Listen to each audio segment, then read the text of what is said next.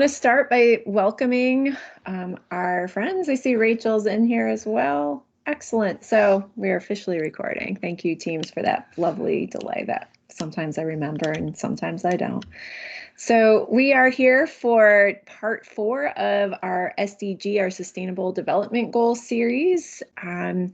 We have, let's see, I guess I'm going to start with the right slide here. And so we wanted to just start. There's been a group of us that have been meeting for, I don't know, some number of months at this point, and we have found that we're all integrating the Sustainable Development Goals into our work. And we began meeting, and we thought, well, geez, we need to do a little bit more about leveraging the conversation, because we knew that people were having these conversations or doing the work of this framework and wanted to highlight that. So today we're going to be talking with 4 of our colleagues across campus on 4 of these specific spotlight goals of the week. So affordable and clean energy by Sunil, Labroo, clean water and sanitation from Tracy Allen, Linda Drake and the Center for Social Responsibility, and Pathy, Leiva, who will be talking about reduced inequalities, and she'll be joining us closer to her turn to present. And we've asked our presenters to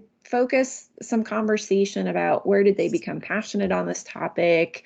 I think my original version of the next question is like, when you find yourself at family groups, like what's the thing that you're always kind of like you can't let go of and you bring into every conversation. My dad taught building construction at SUNY Delhi and ended up being a specialist in indoor air quality. I never thought that was going to be paying off in my own professional career, but those things happen, and sometimes we have bonus knowledge to share with our family and friends, and I think our passions definitely influence that. How does this intersect with the other sustainable development goals? I shared with our speakers earlier, and what I talk with my students is that we're not talking about 17 different global dumpster fires. We're talking about one 17-sided global dumpster fire that doesn't matter where you pour the water in from. It's important to do it. And then just some walk away. What are the tips for those of us who maybe haven't thought about this particular aspect of solving global issues? How do we get involved from your specific lens? The Sustainable Development Goals were drawn together by the United Nations. It's a call for action by all countries to promote prosperity, protect the planet. Sustainability is an intersection of environmental health, social justice, and economic stability. We don't go anywhere without working at all of those at the same time. And I think it's an interesting space, because I think we talk a lot about the fact that you have to focus on one thing at a time, but this provides us a framework to focus on all the things and kind of a one thing at a time kind of space. The current committee that pulled together this series is these 5 fine folks, including myself, but MC Montoya from Foreign Languages, Rachel Kornhauser in the Office of Sustainability, Denise Leonin from the Office of International Education, and Chilton Reynolds from the TLTC, who's unable to join us today because he has a teaching conflict, but we've been meeting pretty regularly. This is a look at the whole event that we are looking at, and some of these things. We do have a little video that we've been playing, but we've shown that quite a few times. I'm going to copy that link, drop it in the chat if you're unfamiliar with it, or if you find yourself in a place where you want to share this out with other folks, that's also great too. It's a nice quick 1-minute introduction. So with that said, I'm going to turn it over to Sunil to get us rolling today. Well, good morning, everybody. So nice to be in the company of colleagues that I haven't seen in a while, and at least we're connecting this way. So I'm happy to be here. Well, I'll address the 4 questions. I apologize, I did not make up any PowerPoints, but if you need more information, just feel free. I'll be able to supply you with charts and such. But this is a topic I'm going to be talking about: affordable and energy, affordable and clean energy. And energy is such a tricky topic. It's the wicked problem. And it's intricately connected to every other aspect of this sustainability goals and such. Now, my background just happens to be in materials physics, and I have, broadly speaking, but more narrowly speaking, magnetic materials and magnetism is my broader topic. But I've done a lot of research in other types of materials, especially, and materials are used generally for, energy conversion. You convert light into electricity or heat into electricity. You use materials to do that. And so from semiconductors to metals to some combination of their, it's all used in technology today. How did I become passionate about this topic? Well, um, I was born and raised in India, and I have, first-hand experienced the disparity in energy consumption. And there were, if you live in India, blackouts every day are pretty common in some areas. And when you come here, if there's a blackout, it's a rare occurrence. It happens sometimes, but very rare. Maybe not so in California if you live out there in California. But um, so in terms of the disparity, it interests me in general, and that's how I became passionate about this. Because we living here in America consume. Okay, if you look at the population, USA is about 4 point less than 4.5% of the world population, and we consume about somewhere around 17 to 20% of the world energy consumption. And where do we consume this energy? Well, there are a couple of um, main areas. One is the electricity, which is the most convenient way. You plug something in and there it is. It's always there. That's very convenient. So electric generation, electricity has to be generated. And so that is one major area where we consume electricity, energy, generally speaking. And the other one is the transportation. So all the ships, airplanes, trucks, cars. So transportation is another big major area where energy consumption takes place. And there are others as well, but these are the two main areas of energy consumption. Now, if you look at the, how this has grown over age, over time, the big breakthrough came with the Industrial Revolution, of course, and, from there it went up like exponentially, the rate at which we're using that energy and how that's growing. And with the, economic development in countries like India and China, boy, they want their share of the pie as well. They want the good life, which is directly related to energy consumption. If you look at uh, disparity, even in this country, the rich consume more energy than the poor. And that's so they want their, so it's a, again, like I said, it's a wicked problem. So how do we solve this? It's difficult. One is by way of example. We can set an example and hope that others will follow.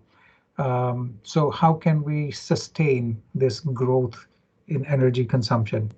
Well, we can use science, technology, engineering, and it's not just limited to people in those areas, but also social sciences. I work with Gina Keel from political science, and so this problem has to be seen from every angle possible, and then you can come up with a solution. And if we have politicians that actually believe in science, we can take care of this. That's the good news. So what was the third question here? What about this topic? Yeah, should everyone know? Well, just a simple fact that I try, anybody I try to talk to, same question, can we sustain this growth? And the way we generate power, electric power, or use transportation, we're burning fossil fuels. That's the major sector, which and so that again is a limited resource. We can't go on forever at that rate, and also contributes to climate change, and that's another problem related to this. So the lowest lying fruit is the energy efficiency, so we can improve the efficiency of things. Light bulbs, you have LED lights. Boy, we've come a long ways from incandescent lamps, which consume 100 watts. Now you can get the same output with like 7 watts, right? So that's a lot of savings.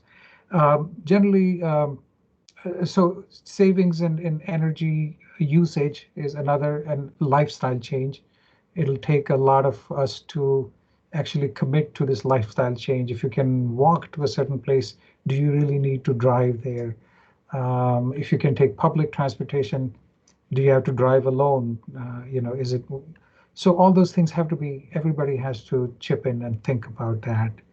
Um, what are some of the other things that, well, the affordable and clean energy. Clean means we're not burning fossil fuels to generate that electricity. So hydroelectric can be thought of as clean because we're not putting out. So is nuclear energy. France produces 70% of their energy needs by nuclear, but then there are, environmental effects and some other things that are also related, not ideal. But there is one source of energy, that's our sun, right? Sun puts out so much energy, and we receive a lot of that energy on the Earth. Um, but the problem is we don't know how to capture that, how to catch those photons that come from the sun. Uh, the biggest growth in the last few, I would say 10 to 20 years has been in solar power conversion. Um, and so efficiency of those solar conversion methods has increased from about 20% to over 40% now, even higher. But depending on the material, the cost is higher, not commercially viable. But solar is one area where you have clean energy. Of course, there are costs, environmental costs in the manufacture of those solar panels that we can install. But that aside, there are lots of pluses as well. In the past 20 years or so, the cost of solar conversion has become um, comparable to electric. So I don't know if I'm sure some of you know, if you pay your bill, you pay about 13 cents per kilowatt hour, right, of electricity, and solar is even cheaper than that now. So, and that includes the initial cost, which is higher, but it pays off over 10 years time, and their lifetime is about 20 years. After that, they degrade and don't produce as much. But even if you could use those solar panels for 20 years, you'd save a lot in terms of carbon pollution and obviously all that. There is a problem though, because there's no sun at nighttime. So what do? You have to use battery to store that energy. So that's another linked problem. So there's a lot of research going on in batteries, how to, coming up with more efficient, better batteries that can store energy. Hi, Florian. Okay, and then I won't take too much time, but um, so there are other sources of clean energy as well, but are they commercially viable? Do they compete with energy produced by burning coal? Um, if you have electric cars and you generate electricity, you charge those cars with electricity that is generated by burning coal, it doesn't help much. But if you use solar power to charge those cars and run them on electricity, you have zero carbon emissions, and so that can make a big difference in the next whatever 20, 30 years. I hope to be around by then to see that change, that we have actually saved the earth from killing itself. So that's just simply put. Now, the last question is, um, what's something the general public can do to get involved? Well, uh, I think education is the big factor here. We need to educate the public from all these different perspectives, whether it's social sciences or physical sciences or what have you. Um, People need to know the difference between kilowatt hours and BTUs and some basic understanding of what is a power and what is energy and how much does it cost really. So once they know you don't have to be a rocket scientist to understand the basics. Uh, I think it will give people a good idea, a sense of the enormity of this problem. So, whether you pay your electric bill, most people don't even, they just pay whatever, they don't even know what the unit of electricity is. So I think education makes a big difference. Once the people understand the problem, then they will do something about it. I think I've used up my time and Yeah, thank you so much. for That listening. was great. And I think it's a real nice natural pass off to Tracy to talk about clean water and sanitation. So thank you so much. Thanks, Sunil, and a lot of connectivity there. So to my topic. So my topic is about clean water and sanitation. And the first question that was posed to me was, why are you passionate about this topic? And I guess my was a little bit rhetorical here. How could I not be passionate about this topic? All life requires water, period. It is an inalienable right that we have clean water, or that we have access to clean water and clean sanitation. The two are directly tied to each other. And so it's just fundamentally a part of, we have to have water, so therefore we should have clean water in order to persist and exist. But I guess if I had to trace it back, and I started thinking about where did I first become really interested in water, and I guess I could tie it back to growing up on a farm in Appalachia. We had a wetland, and we would fill our wetland in. It was actually a place before that community people put garbage into. It was a depression. You put the garbage in there, and then and I saw it as a place as a kid where is like where my less than smart cows would go and get stuck, and I had to go fix it and pull them out. It was not a place that had any real meaning, and so it largely got filled in over the years. And then I look back when I was working on my master's and I was studying water. I realized, oh, wait a second. We had, on the farm I grew up on, we had gravity fed spring water, but it was a seep spring water, and it actually filtered directly through the wetland. So all of a sudden I realized then, as I'm studying wetlands, the importance of water and protecting water. And then later on in life,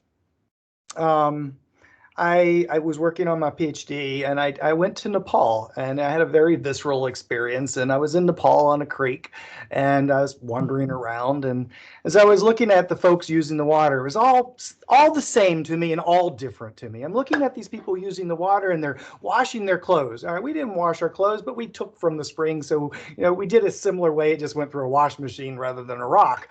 But people were washing their clothes. They're using the water to bathe. They're extracting the water to drink.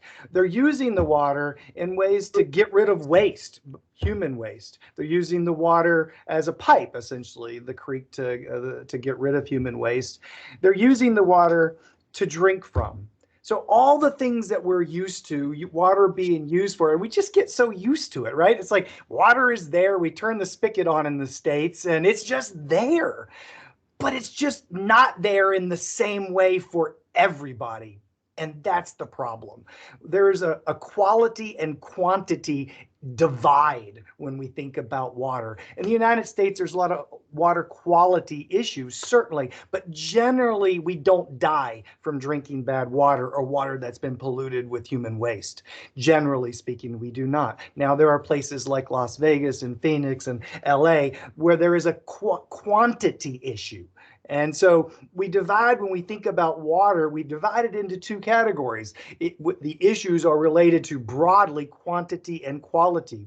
But in less developed countries, as I was standing on that creek bank, I saw another thing that really struck me. And this had to do with religion there, but they were also there was bodies being burnt on the side of the river, and this one particular family was burning their body. It looked like with elephant grass. It was a young child being burned, and not with sandalwood, so it wasn't a higher level caste. And there are still caste and socioeconomic divides that exist in Nepal, and then the partial burning from elephant grass really didn't burn the child's body, and they just pushed it into the water.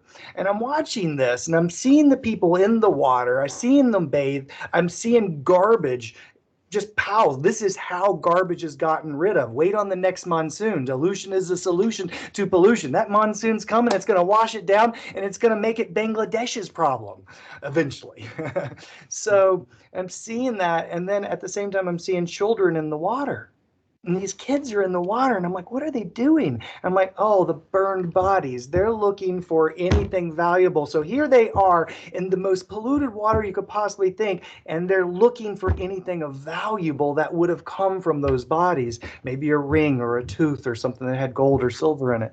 And it just struck me, and I realized I was like, yeah, I really want to study water, and I have studied it, branched out into lots of areas of sustainability, but water has been a consistent theme, particularly riparian water, throughout all of my studies. And those were the formative places where I became passionate.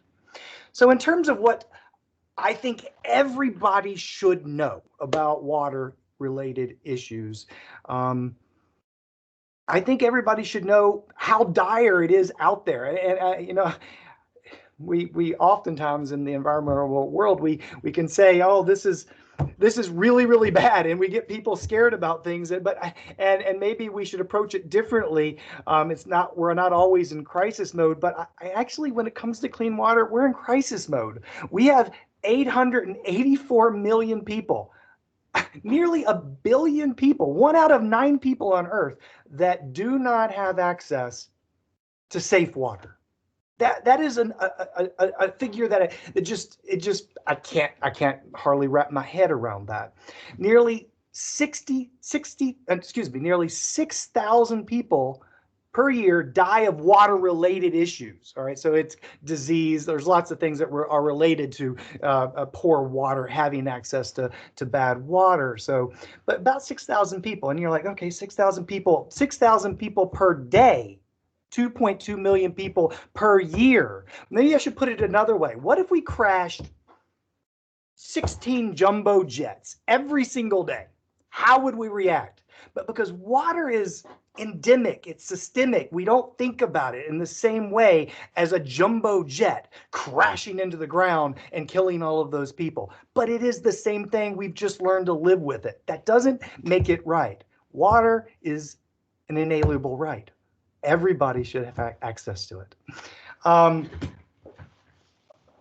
35% of the world does not have enough water, and that's going to get worse as we move into climate change periods and desertification, where there's going to be, it's going to get worse as climate changes.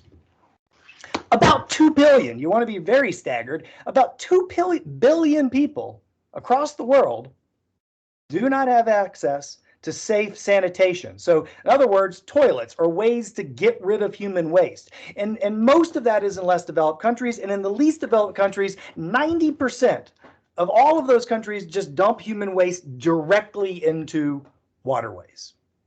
And so that comes back to water quality again, because that ends up in your drinking water. So they're absolutely, you can't solve access to clean water without solving sanitation. It just can't be done. And so really what we're talking about is more people have cell phones in their lives across the entire world than they have a safe place to go poop. All right, that's a really scary thought. And so that leads to lots of access issues to clean water.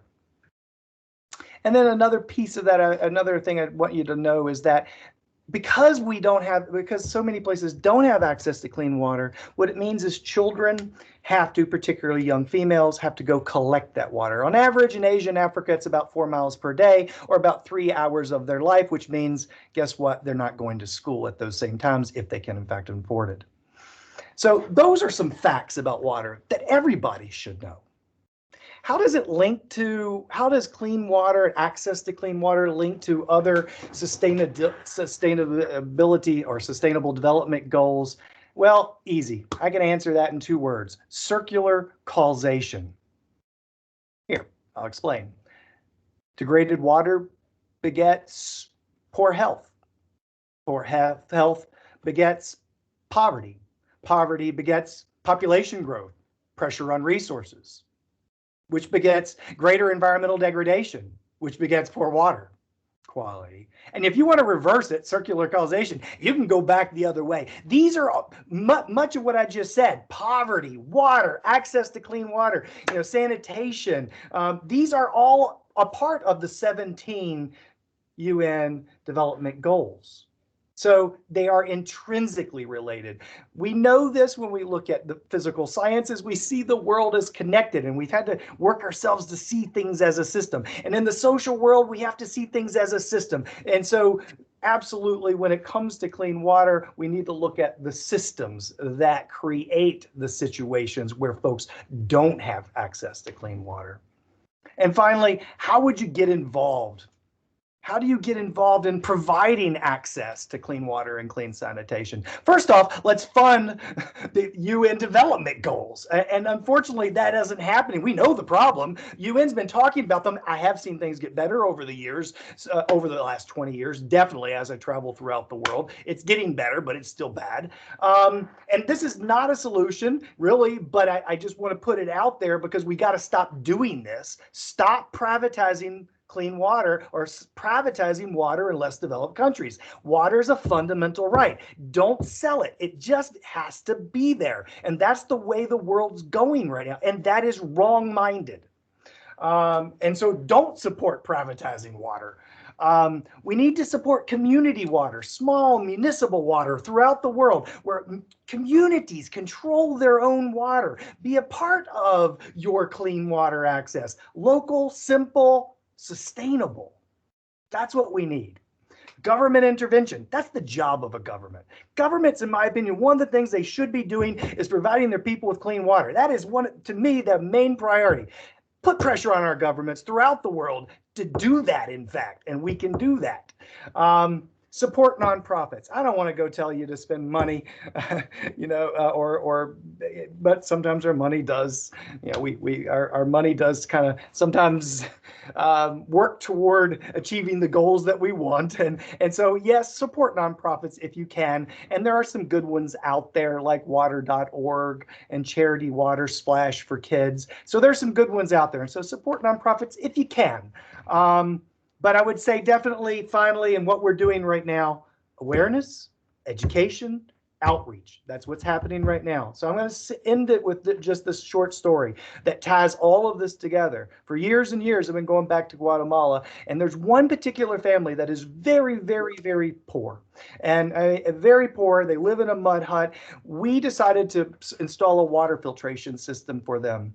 And so the next year we go back, we do this. The next year we go back, I noticed that their house had a roof on it, which before was just a piled up bunch of thatches. Now they had a tin roof. The next year I noticed that the children, all 6, 7, I'm not sure exactly how many, they weren't malnourished anymore because they had clean water. So the clean water was the start, making them healthier. They weren't getting sick. The children didn't have distended stomachs anymore. And I'm not saying it's all about that sanitation, the water sanitation kit that we installed, but it's a part of it. And then year after year, the last year I came back to the family and they had a cook stove. So no longer a pit in the middle of their floor where they cooked all their food and breathed all of that air. And again, I'm not saying it's just the clean water that was supplied, but it was an impetus. It was the start. And the last year that it was there was a child's school outfit hanging on a peg. And I'm like, mission accomplished. We're doing something great here. Everybody has the right to clean water. Thank you. Thank you so much, Tracy, for, wow, what a passionate, tearjerker moment. Tracy, can I ask a question? Actually, it's a comment. I read somewhere that, places where if you look around the globe and see where all the conflicts are happening, Middle East, Africa, these are all the places where there's severe shortage of water. Yeah. Yes, that's absolutely true. And many people, I've read several books on this, that predicting the next global conflicts coming out of water. Water is, well, frankly, it's more important than oil. And your talk's going to prove that we're going to become less reliant upon oil at some point. But water is the new oil, right? And there's a lot of conflict that's been fought out over oil. And water, we have to have it. And you can imagine that it is certainly a source for conflict. Yes. And I think it might get worse as climate changes and places dry out more. And the quantity issue becomes more of an issue. And I learned that, about 330 million people in India don't have drinking water. That's the entire population of the United States. And that's just hard to imagine. So what you end up, and this, but what you end up with is young girls, typically, between 5 and 10, they're the ones that are going to be designated with walking all of those miles to get to some form of clean water, carrying it back, providing it for the family, and it takes them out of the one thing that's going to get them out of that poverty and that cycle: education. Right. So I hate to stop discussion, but I want to be able to give some space to our last two speakers. So Linda, you are scheduled to go next. And I don't know, again, I just love how these things flow. We could have just randomly pulled these out, and we kind of did, but they just flow one to the next. So Linda, can you talk about partnerships? Wow, so holy moly. I'm just blown away by both of you. And I mirror everything that you say, your passion. So I've just totally changed what I'm going to talk about now because of what you guys said. But my goal is number 17, and the title says Partnerships of All Goals. And so I'm going to talk a tiny bit about CSRC, but I feel like everybody on the call right now knows what we do. But we do tie into all of the goals. With the goal, partnership and goals, if you actually read it, number 17 also talks about promoting international trade and helping developing countries with equitable trading systems and supporting targets and all of that. And I'll talk about that in a second. But I'm passionate about what I do in all walks of my life, just because I was really raised to be passionate about helping other people. My parents did a pretty good job, I have to say. And if you need anything at all, you just come to a member of our family. We're just going to help you.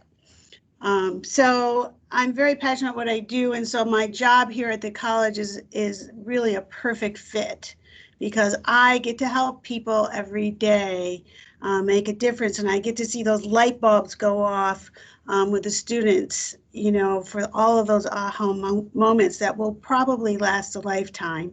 And it's okay if it doesn't, but if they have that moment, I think that's really awesome. So a little bit about CSRC. I think it's still a hidden secret on the campus. People say, oh yeah, I've heard about that, but I don't really know. All of you on this call do know what we do. And I feel like we are all over all of the goals and pieces. So, poverty and hunger, as Tracy said, go together, and our volunteer opportunities are, all over the soup kitchens for hunger and the food pantries, and we do events, construction that helps raise, I think we've raised almost 40,000 pounds of food now over the years, and we're ending another drive now because we can't have construction last year or this year. And then all that gets donated to our local food pantries in our county, and they really count on that every year. And so all of that kind of volunteer work goes well with the whole hunger piece. And for health, we help 100 different nonprofits in our county, so you never know what we're going to be asked for. And just recently for health, we could say that, we had over 50 volunteers quickly volunteered to hand out all these flyers for our COVID center here on campus for vaccines. And they went to every single trailer park in our county. That's a lot. And they hung up little mini flyers and said, here's how to get the vaccine appointment. Here's a phone number, which is important if you don't know how to work a computer, don't have a computer. And then somebody on the other end is going to help them make that appointment. Every laundromat, every trailer park, every low-income place, every elderly place, they went. It was awesome. Plus, we haven't been able to do much this semester or last, so they're very hungry for volunteer opportunities. So that's terrific. One of our places, or one of the goals is education, and of course, we're all over that. And again, you never know what's going to happen. For example, you might remember a couple years ago, I wrote a small grant, and with Sean Robinson and Greg Fulkerson's help, we went to Riverside School and we did this really cool project on hydroponics. So the grant provided the money for all of these things that Sean quickly like MacGyvered everything and made these cool hydroponic things. And so his students went in as a service learning project and taught the students where do plants come, how do plants grow, and the whole life cycle of the plant. And then Greg Fulkerson's students came in and said, food to table. How does it get there? How do you grow your food, and how do you get it to your table?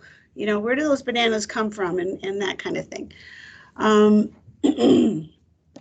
We talk about the environment and keeping everything clean and all of that. So I send people regularly to our reservoir to help clean up there.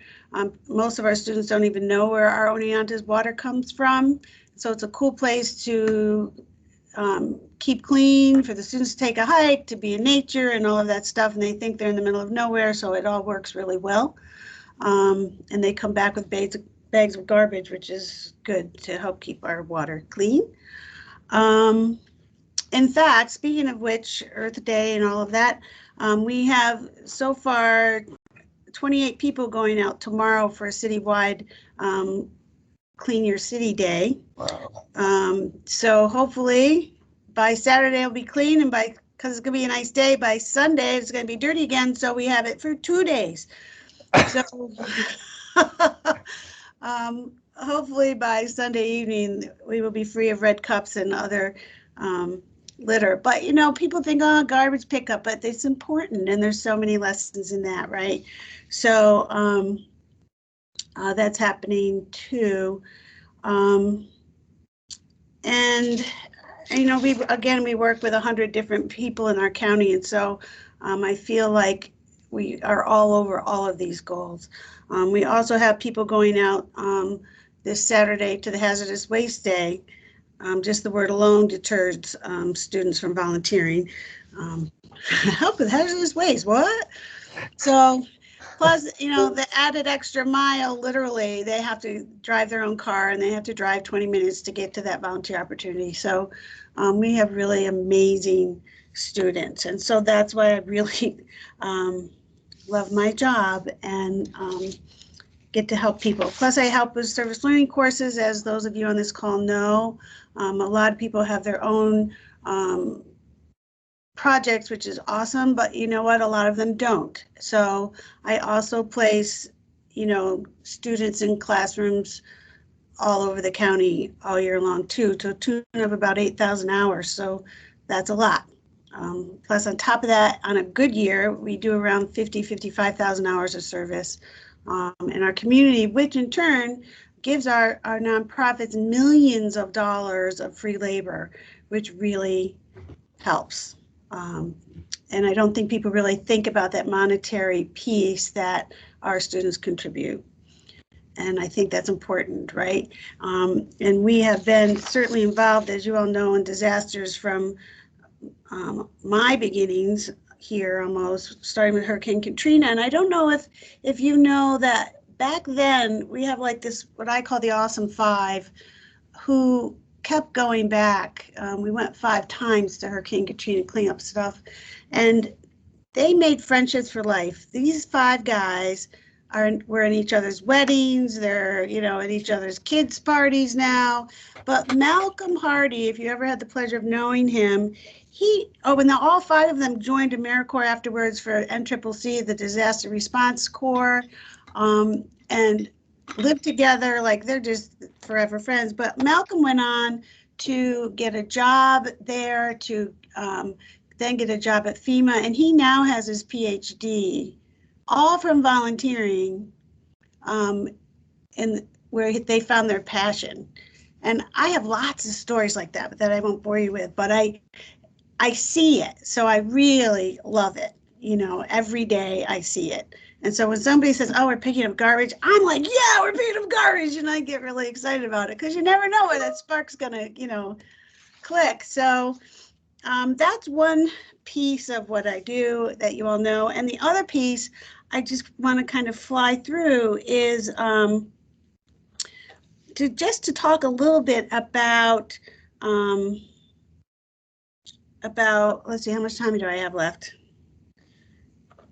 Not much, sorry. Okay, so the other piece I just want to talk about is having the opportunity to be involved with building schools in India, as you all know that we do, but that covers all of our goals too, and everything Tracy said and Sunil says, yes, yes, yes, and half of us on this call have been to that region of the world, and we do help. We have a water filtration system, and we started in one school, but then we did it for the whole village because their water is so polluted.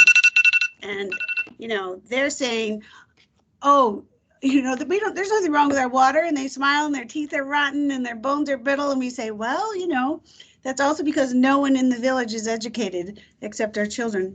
So we have a water filtration system there. We have solar panels in one school, but we will get them in all of them.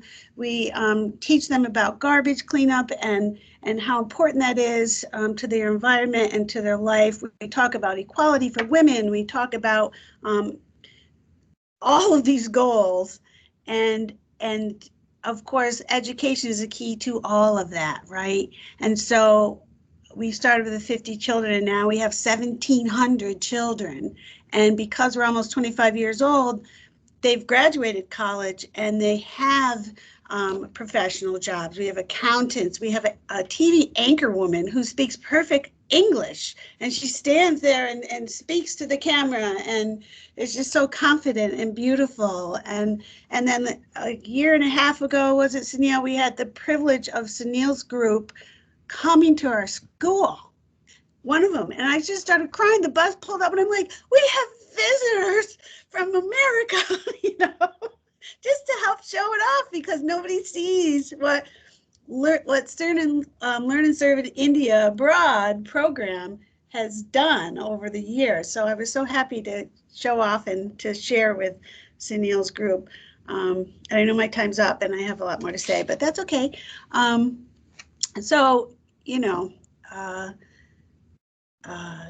Yeah, I'm available for any questions, and I'll talk your ear all day whenever you're ready to listen to me. Thank you so much, Linda. I think clearly what we've shown is we have the capacity to devote way more time to these conversations. And so I want to pass this off to Pathy, who I know is going to deliver an equally passionate presentation. But I don't know, the bar is high, Pathy, but I have a lot of faith in you. That's good. I really appreciate all 3 of you. Sunil, I'm sorry I missed it. I was actually double booked into a unit meeting, but I'm sure that it was amazing because I know you. But it's so impactful when I hear everything because, right, we can connect all these things. And Linda, you are so given and so wonderful, and I really appreciate what you do for students. And I think we all have that opportunity to give stories to students that have really developed to these amazing individuals that give back not just to their community, the school, but to the world. And that's really why we're talking about, all these different connections and links. So I don't have to introduce myself. I guess you know who I am. But I am the Director of Access and Opportunity Programs. It actually houses the EOP Camp and ACE program. All three programs provide opportunities to students from historically disadvantaged, migrant farm working students, first generation, students of color, students who normally would not be given an opportunity. What I like to call is when a school counselor or a teacher or somebody in their life says, you're never going to amount to anything. You're not going to college. Let's just look at community or something basic, a trade school. None of those are bad ideas if that's what they want to do. But when a student really wants to come to college, that's what they're hearing. And so it's my job with my team to make sure that they're proven wrong, those people, and give these people opportunities. And I too have a million stories of students that we gave that opportunity to, and now are doctors, lawyers, work for Morgan Stanley, probably make way more than I do, you know, but now are doing so much with it. So, so I was looking at the questions that I was given, and after hearing all of you, I too probably changed a little bit of what I'm going to say because I think it really does connect.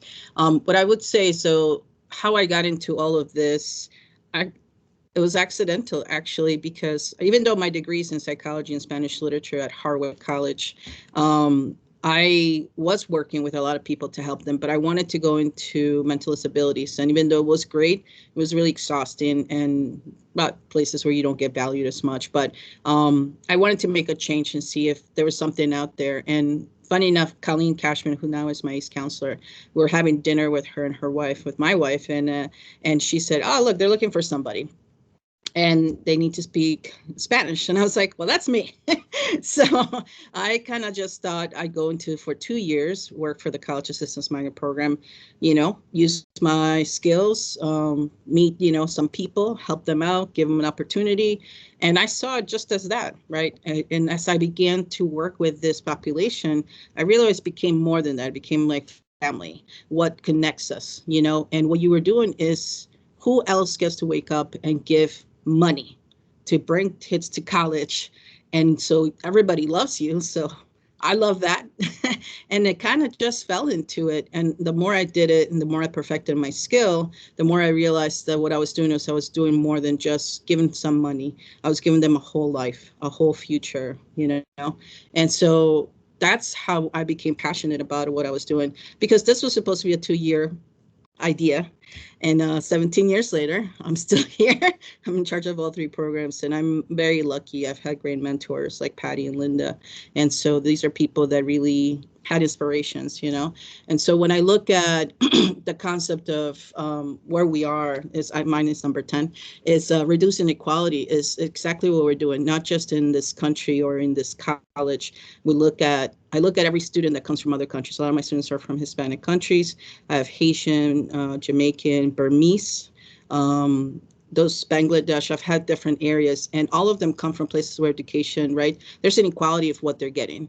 And people of color, women, right, who don't get a chance to have education at times. These are all people that we're giving opportunities to. So when I really look at how do we reduce this, I may not, right, look at the big world, because we can't do the big picture sometimes, but we hope that we get the concept out there. What I see is like, what can I do here? Because what I do with these students and my team, because I can't do it all, I have a great, amazing team. And then you think about the college, how they help us to do this job, and the people even here, whom so many of you have had, our students, what we are doing and changing their lives goes back to their country. So it does change the world. There are so many of these students that have gone, and I'm going to use Marvin because he's my popular guy, and most people know Marvin Rodriguez. He has gone back to Guatemala, to his country, to give back to his community. He collects shoes, he fixes them with his team. He met 5 other students here. They created like Juntos, which is their nonprofit, and they collect, and every birthday I've had for the last 5 years, I've collected shoes for him. And he's done a whole documentary with his sister, who also graduated from here and has done a documentary, went all to Guatemala. They're putting it out on YouTube. I mean, imagine this like movement that's happening, and now he's giving shoes to kids that didn't have it. And then just like you said, Tracy, like that water, right, like that concept of getting them clean water is the start of everything. So what he's doing is he's creating opportunities for all these people. Because when I met him, and the best story for me is him, because in 9th grade he came for a leadership program through the migrant program, to Oneonta, and he did not want to go to college. And I sat him on that couch. He skipped going outside and playing with his friends to sit and talk to me. And we talked for 4 years until I convinced him to come to college. I was very close not to get him the last year, but I did what I do, and I just got him. And he has done so much. And since him, I've had so many similar situations. So when I look at the bigger picture, we are reducing inequality in so many ways. All these students are giving back. And so to me, that's more meaningful than anything.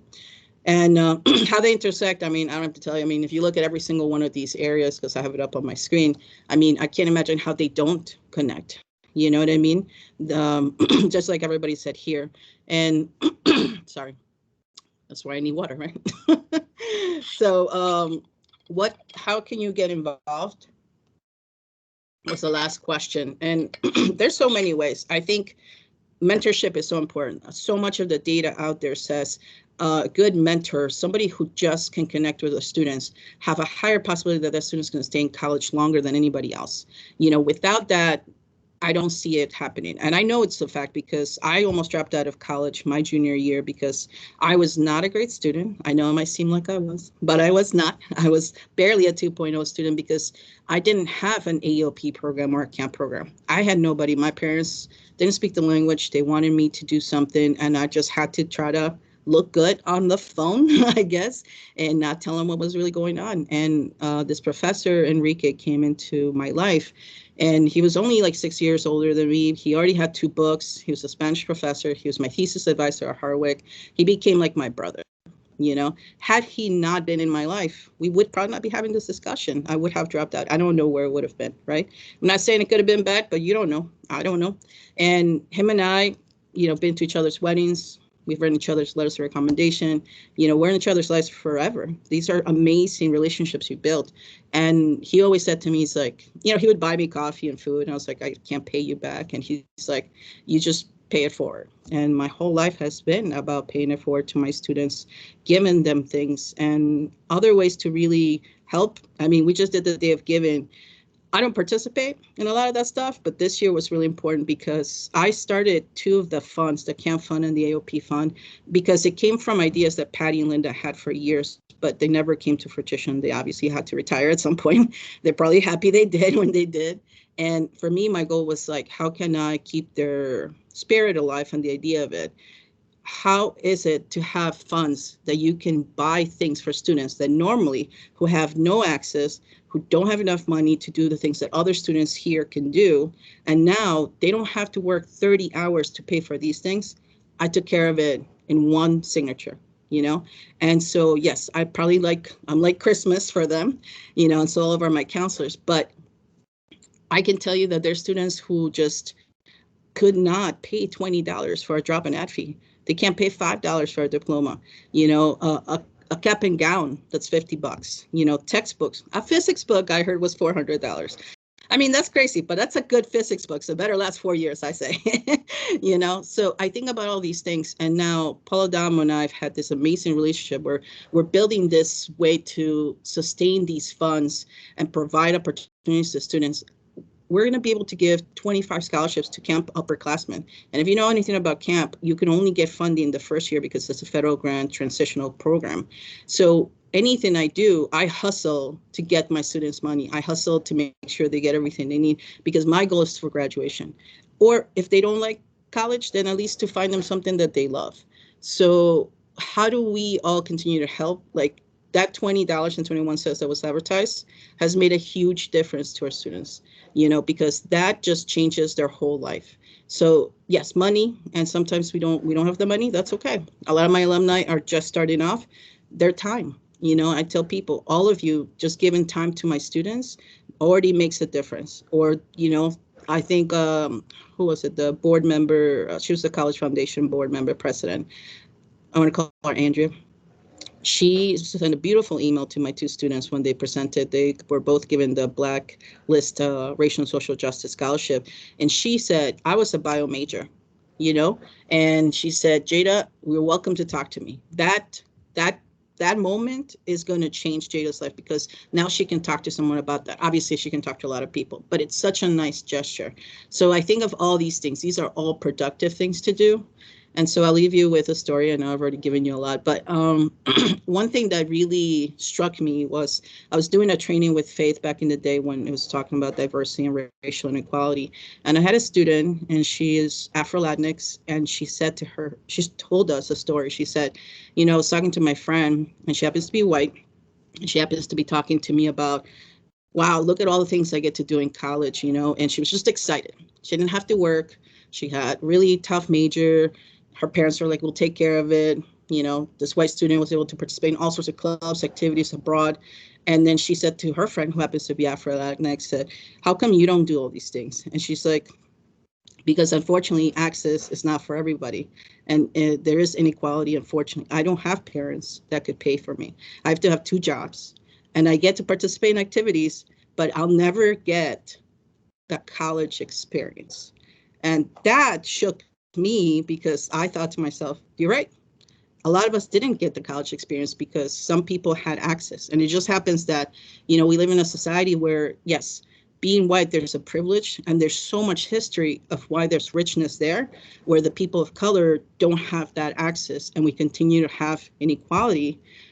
And reducing inequality starts with the education, with water, with opportunities, with everything that we give. And then I just feel like that story makes complete sense to me.